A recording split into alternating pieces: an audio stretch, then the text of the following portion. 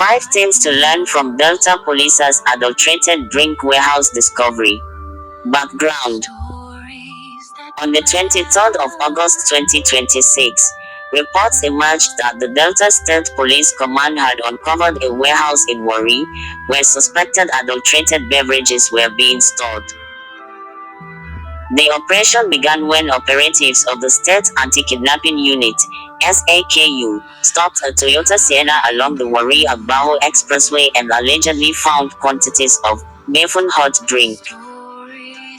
A 44-year-old driver was arrested, while further investigation led police to a warehouse at Lower Neighborhood, Ginua, Warri.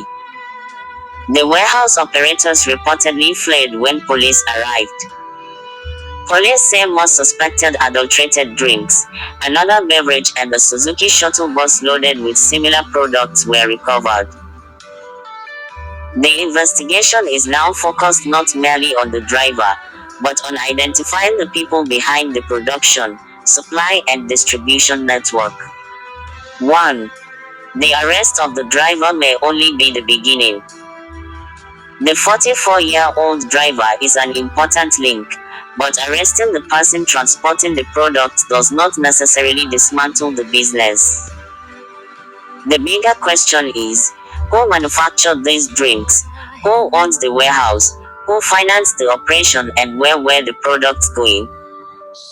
Police must follow the evidence beyond the driver if they want to expose the entire network. 2. Adulterated beverages are more than an economic crime. This is fundamentally a public health issue. People consuming drinks they believe are genuine may unknowingly expose themselves to dangerous substances. Previous Delta investigations into adulterated drinks have involved substances such as methanol, which can cause severe illness, blindness and death. Therefore, this case should not end with arrests. The authorities should establish exactly what was inside the seized beverages and how dangerous they were. 3. The warehouse discovery exposes a serious supply chain problem. The presence of a warehouse containing large quantities of suspected adulterated products suggests that this may have been more organized than an isolated incident. The recovery of another vehicle loaded with similar products raises another important question: how widely had these products already been distributed? Police and relevant regulatory agencies need to trace the distribution chain and identify retailers and other intermediaries where evidence supports their involvement. 4. The fleeing warehouse operators are a major clue. According to the police, the suspected operators fled after sighting the officers. That makes the investigation more important, not less. The authorities should establish the identities of those who escaped, determine how they obtained the warehouse and vehicles, and establish whether there are other locations connected to the operation. But importantly, being suspected of fleeing does not itself prove guilt. The eventual prosecution must be based on credible evidence. 5. The real success will be measured by what happens next. The Delta Police Commissioner, CP Yemi Oyeniyi, reportedly commended the operatives and directed a diligent investigation. Police spokesperson SP Bright Edefe said efforts were underway to arrest the fleeing suspects and uncover the source and distribution network. That is the correct direction, but Nigerians should demand results beyond the initial headlines. The real victory is not simply discovering one warehouse. It is identifying the masterminds, stopping the distribution network, scientifically establishing the danger posed by the products, prosecuting those responsible and preventing the same operation from resurfacing elsewhere. Akahi News Verdict. This operation is commendable, but the warehouse is only the visible part of the story. If the investigation stops with the driver, authorities may capture the messenger while the people financing and organizing the business remain untouched. The critical question now is, Who is behind the adulterated beverage network, and how many Nigerians may already have consumed its products? For more on this update, please visit www.akahinews.org. 5 things to learn from the major Ilorin fire disaster. Background. On Sunday the 23rd of August 2026, a major fire broke out at about 1:36 p.m. at Ita Amodu, Niger Junction, Ilorin West LGA of Kwara State. The fire engulfed a story building containing 3-bedroom flats and 10 shops. The commodities involved reportedly included mattresses and highly combustible sofa materials, which helped the fire spread rapidly. The Kwara State Fire Service deployed 2 fire appliances, while the Federal Fire Service joined the operation. The blaze was brought under control at about 2:05 p.m., and firefighters prevented it from spreading to adjoining properties. The exact cause remains under investigation. 1. Early response can prevent a local fire from becoming a community disaster. The first fire appliance reportedly arrived to find the building already fully engulfed. Because of the intensity of the fire, a second appliance was immediately deployed. This is an important lesson. Fire response is a race against time. A few minutes can determine whether a fire remains within one building or spreads across an entire neighborhood. The collaboration between the state and federal fire services was therefore critical. 2. Highly combustible businesses require higher safety standards. Mattresses, upholstery and sofa materials can fuel a fire extremely quickly. The incident raises an important question. Are businesses storing such materials adequately protected against fire? The Chief Fire Officer, Alabi Mohammed, urged businesses dealing in highly combustible materials to provide appropriate extinguishers, maintain adequate spacing and prioritize fire safety measures. This should not be treated merely as advice after a disaster. Fire prevention must happen before the emergency. 3. The cause must be established, not assumed. One important aspect of the report is that the cause of the fire was still under investigation. That distinction matters. In Nigeria, electrical faults, power surges, cooking accidents and other explanations are sometimes quickly blamed without proper investigation.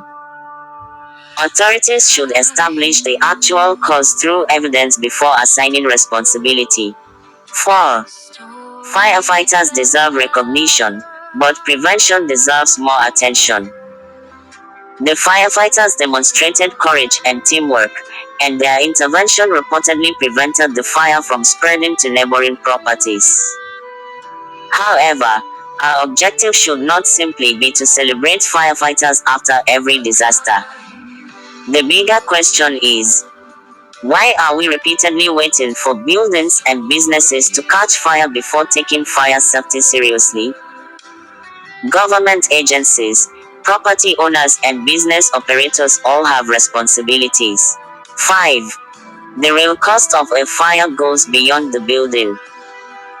A building containing 10 shops and residential flats represents people's businesses, investments, livelihoods, and homes.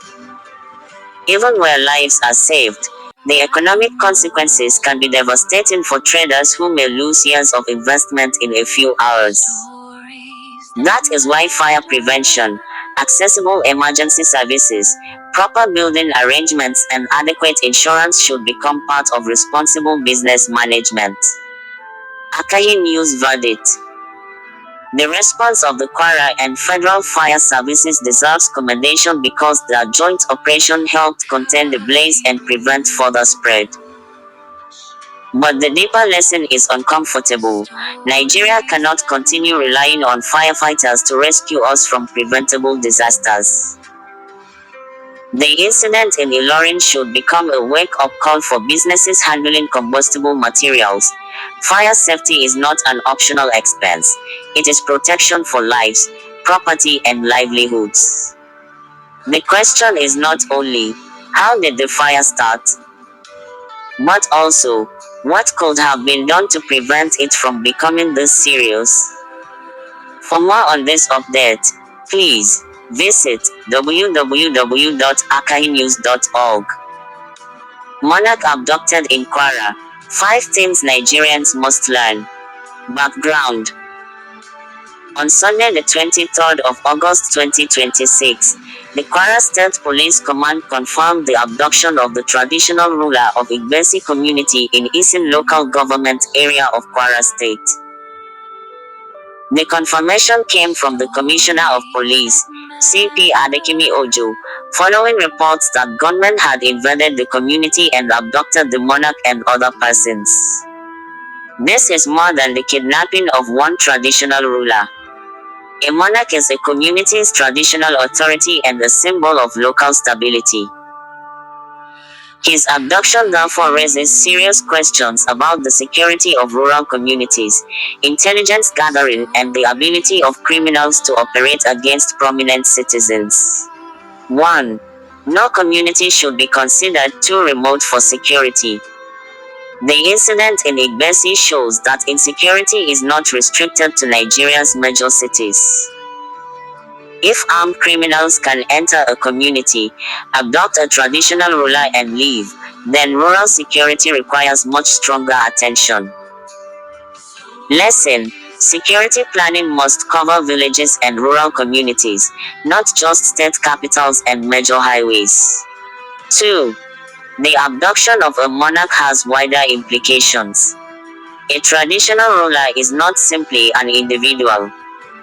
He often serves as a bridge between the government, security agencies and the people. His abduction can create fear, uncertainty and loss of confidence within the community. It may also encourage criminals to believe that influential individuals can be targeted with relative ease. 3.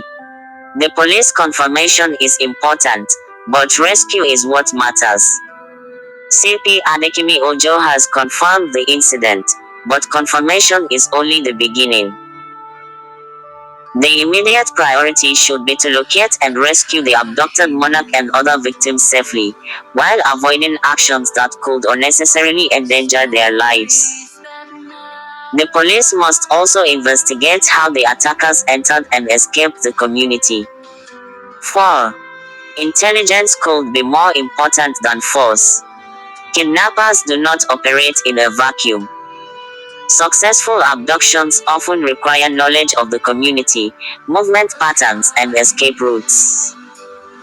Therefore, security agencies need stronger community intelligence, information sharing and early warning systems. Residents also have a role. Suspicious movements should be reported before criminals strike, not after an abduction has occurred. 5. Nigeria must make kidnapping increasingly difficult and unprofitable. The ultimate objective should not simply be rescuing victims after every attack. Authorities must identify the organizers, informants, financiers and criminal networks behind these operations and bring them to justice. If kidnappers repeatedly abduct people and escape without consequences, the criminal business remains attractive. Akahi News Verdict: the abduction of the Igbesi monarch is a serious warning about the state of security in rural communities. The biggest question is not only, where is the abducted monarch? It is also, how were armed kidnappers able to enter a community, target a traditional ruler and escape, and what is being done to ensure they cannot do it again? For the police, the immediate test is safe rescue. For government, the larger test is whether this incident will lead to better intelligence, stronger rural security and the dismantling of the kidnapping network behind the attack. For more on this update, please Visit www.akahinews.org. 88 ATM cards and a 7-year-old. What is really going on? Background. On Sunday the 23rd of August 2026, the Ogun State Police Command reportedly arrested a 30-year-old woman after she was allegedly found with 88 ATM cards belonging to different banks. The arrest followed an allegation that she lured a 7-year-old child. The discovery of the cards makes the case far more serious than an ordinary child luring allegation and raises questions about a possible wider criminal operation. 1. The 88 ATM cards are the biggest red flag. One woman allegedly possessing 88 bank cards belonging to different people demands serious investigation. The key question is, how did she obtain them, and what were they being used for? Police should establish whether the cards were stolen, obtained through fraud, or connected to another criminal network. 2. The child luring allegation must be investigated carefully. The allegation involving the 7-year-old child is extremely serious. But an allegation is not the same as a conviction. Police must establish what happened, where the child was being taken, why, and whether other people were involved. Most importantly, the child's safety and welfare must remain the priority. 3. This could be bigger than one suspect. The unusual number of ATM cards raises the possibility that investigators may be looking at something beyond the immediate incident. If the cards were acquired illegally, police need to trace their owners and determine whether there are accomplices, financiers, or a wider fraud network. 4. Financial crime and child protection may intersect. This case demonstrates why criminal investigations should not always be treated in isolation. If the ATM cards are connected to fraud, while the child luring allegation points to another offense, investigators need to examine whether the two circumstances are connected or whether they are completely separate. Evidence, not speculation, must determine the conclusion. 5. The real test is what investigators uncover next. The arrest is only the beginning. The Ogun State Police Command should identify the owners of the 88 cards, determine how they came into the suspect's possession, establish the circumstances surrounding the child's alleged luring, and prosecute only where sufficient evidence exists. Akahi News Verdict. This is one of those cases where the headline is shocking, but the investigation is more important than the shock. A 30-year-old woman allegedly found with 88 ATM cards and accused of luring a 7-year-old presents two major questions. Who are the owners of these cards, and what exactly was the woman intending to do with them? Until investigators answer those questions with evidence, Nigerians should avoid jumping to conclusions. But the authorities must also ensure that the case is investigated thoroughly enough to determine whether this was an isolated incident or evidence of a much larger criminal operation. For more on this update, please visit www.akahinews.org. Troops kill suspected bandit in Benue. 5 things to learn. Background. A fresh security operation in Benue State has produced a mixed result. Troops of Operation Well-Stroke, OPWS, reportedly killed one suspected bandit and arrested 2 suspected kidnappers during separate operations.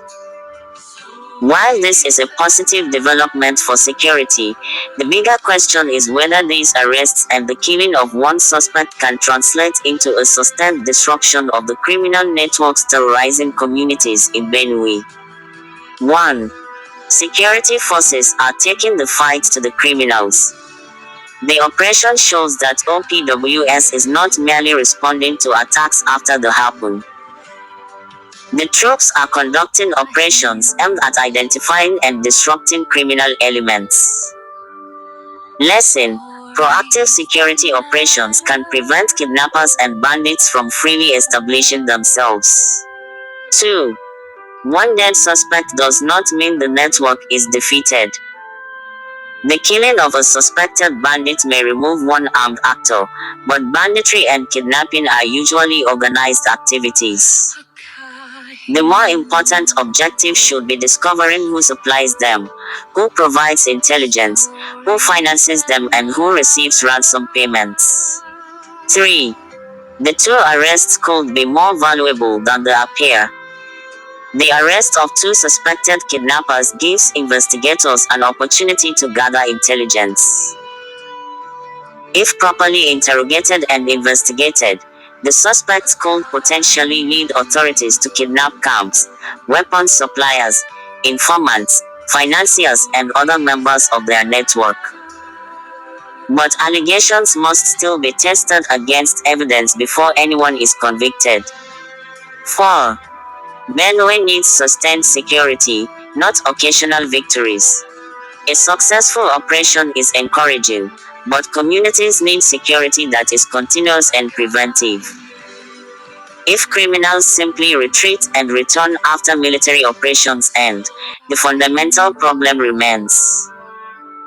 That means intelligence gathering, community cooperation, rapid response, and persistent patrols must accompany military operations. 5. The real measure of success is safer communities. The ultimate purpose of OPWS is not simply to announce arrests or casualties. It is to make ordinary people in Benue safe enough to farm, travel, trade, and sleep without fear of kidnapping and attacks. Therefore, the government and security agencies should measure success by the reduction of attacks and kidnappings, not just the number of suspects killed or arrested. Akahi News Verdict: the operation is a welcome security development, particularly because two suspected kidnappers were arrested alive, potentially providing investigators with valuable intelligence.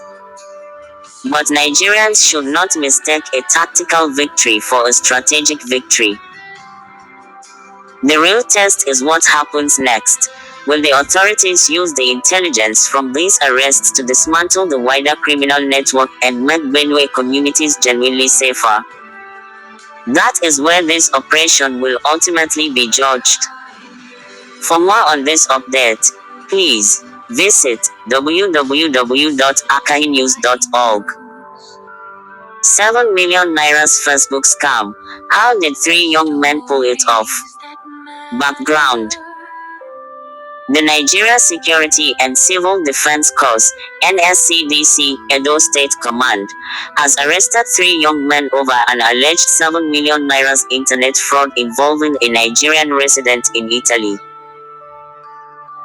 The suspects, Peter Odion, 21, Anthony Ernest, 20, and Destiny Saturday, 20, were reportedly arrested in Ebele, Igwebin local government area of Edo State, after a petition was submitted through the victim's lawyer, Barrister Oni Izibo.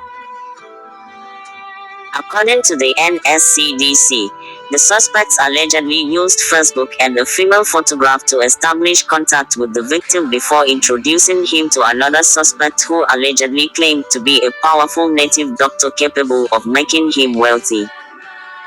The victim reportedly made several payments before realizing he had been defrauded. 1. Social media has become a major tool for sophisticated deception.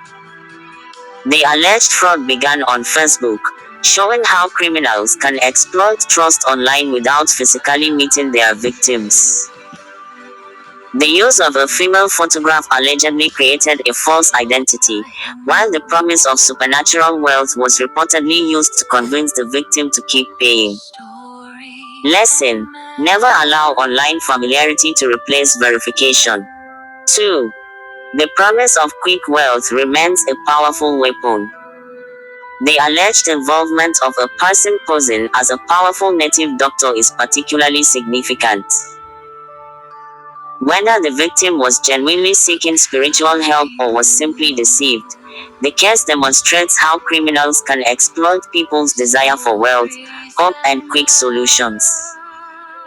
If someone promises extraordinary wealth in exchange for repeated payments, that should immediately raise a red flag. 3.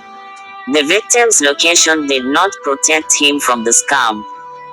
The victim was reportedly living in Italy, while the alleged perpetrators were operating from Edo State, Nigeria. This demonstrates the borderless nature of cybercrime. A criminal sitting in one country can target someone thousands of kilometers away using nothing more than a phone, internet connection, and a convincing story. 4. The investigation shows why victims must report fraud. The victim did not simply accept the loss. Through his lawyer, Barrister Oni Izibo, he petitioned the NSCDC, which reportedly led to an investigation and the eventual arrest of the 3 suspects. This is important because reporting provides investigators with information that can help identify suspects and possibly uncover other victims. Silence protects fraudsters. Credible reporting gives investigators a starting point. 5. Arrest is not the same as conviction. The NSCDC says the suspects confessed and that investigation has been concluded, with arraignment expected. However, objectively, they remain suspects until proven guilty in courts. The important next step is prosecution based on admissible evidence, and, if convicted, appropriate punishment. More importantly, investigators should establish whether these 3 allegedly operated alone or were part of a larger cyber fraud network. Akahi News Verdict. This case is a warning that internet fraud is evolving beyond the traditional 419 stereotype. Criminals can combine fake identities, social media, emotional manipulation, and even religious or spiritual claims to extract huge sums of money. But there is another lesson for the public. The desire to become wealthy quickly can become the very weakness criminals exploit. The bigger question is not simply, how did 3 young men allegedly steal 7 million nairas? It is, how many other victims are being targeted through the same Facebook and fake spiritualist strategy, and how many of them have not yet reported it? The NSCDC's challenge now is to ensure that this arrest leads not just to prosecution, but to the discovery of any wider network behind the alleged scheme. For more on this update, please visit www.akahinews.org. Tope Osoba's death. What will the police investigation reveal? Background. The death of Nollywood actress Tope Osoba, popularly known as Tope Osoba, has taken a new turn after police reportedly arrested her fiancé and lover, Prophet Itunu Onodeko, alongside an unidentified hairdresser on the 18th of August 2026. Osoba died on the 4th of August at age 40, and conflicting claims about the circumstances surrounding her death have generated widespread public concern. Friends of the actress have made serious allegations against Onodeko, while he has denied wrongdoing and given a different account of their relationship and her final days. The family reportedly postponed burial to allow investigation, while an autopsy is expected to help establish the medical facts. 1. Arrest does not mean guilt. The reported arrest of Prophet Itunu is significant, but Nigerians must be careful. Being arrested means investigators want answers. It does not establish that he caused Tope Osoba's death. The police must build the case around evidence, not social media pressure or public suspicion. 2. The conflicting stories make an independent investigation essential. Onodeko has denied allegations of maltreatment, poisoning, and financial misconduct. He has also claimed that he was told Osoba died at a police station in Ikorodu, Lagos, although he said he did not know which station. That claim itself raises important questions. What took Tope to the police station? Who took her there? What happened there? And who was present? These are questions only a proper investigation can answer. 3. The autopsy could become the turning point. An autopsy is potentially the most important next step because it can help establish the cause and circumstances of death. This is critical because different narratives have emerged, including claims involving her previous cancer battle, alleged maltreatment and other circumstances. The public should therefore wait for credible forensic evidence rather than deciding the case through social media. 4. The church's involvement adds another layer. Prophet Itunu reportedly serves as shepherd in charge of CCC Onibo Cathedral, Bogije, Ibeju-Lekki, Lagos. The Celestial Church of Christ itself launched a discreet investigation after the controversy surrounding its shepherd and the actress's death. The church said that if allegations are established, appropriate internal sanctions and legal consequences should follow. This is important because religious institutions must not protect reputation at the expense of truth. 5. The real goal should be truth, not a predetermined suspect. The biggest danger in a controversial death is allowing public anger to determine the outcome before investigators finish their work. If Prophet Itunu or anyone else is responsible, evidence should expose it and the law should take its course. If the allegations are false, the same investigation should establish that and protect innocent people from unjust accusations. Akahi News Verdict. The Tope Osoba case has moved from social media controversy to a formal investigation. The reported arrests are significant, but they are only the beginning. The most important questions now are, what caused Tope Osoba's death? What happened during her final hours? Why was she reportedly taken to a police station? Who was with her? And what will the autopsy reveal? Until those questions are answered with credible evidence, Nigerians should demand justice without prejudging the suspects. The goal should not be to find someone to blame. The goal should be to find the truth. For more on this update, please visit www.akahinews.org. By Joseph Iyaji, Akahi News.